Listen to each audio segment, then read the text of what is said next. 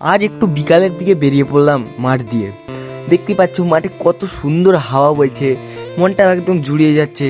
Only এখানে ধান, দেখবে চারিদিকে শুধু ধান আর ধান। দেখো অন্য কিচ্ছু লাগানো নেই, শুধু বর্ষাকাল বলেই শুধু ধান। তো ব্যাপার হলো এই ধানগুলি যদি আমার হতো আমি তুলতাম কি করে? আমি তো টেনশনে আমি ঘুমোতেই পারতাম না, এত ধান। আরে কথায় কথায় বলতেই ভুলে গেছি, আমার মতো কি তোমাদেরও সোনার দরকার কিন্তু সোনা কিনতে পারছো না দামের জন্য? তো টেনশন করবেন না, কমেন্টে হ্যাঁ বলো, তোমাদেরকে আমি পাঠিয়ে দেবো, কারণ তোমাদেরও কিছু কাজে আসবে। আমি যেইগুলো ঘাটছি এগুলোই সোনা। আমি এখন সব থেকে দুনিয়ার বিল্ডিং এর উপর দাঁড়িয়ে রয়েছি, কারণ আমার কাছে অনেক অনেক সোনা রয়েছে। আজকের এই মজার ব্লগ এখানেই শেষ করলাম। যদি ভালো লাগে এই বাচ্চা ছেলের কথা শুনে লাইক করো।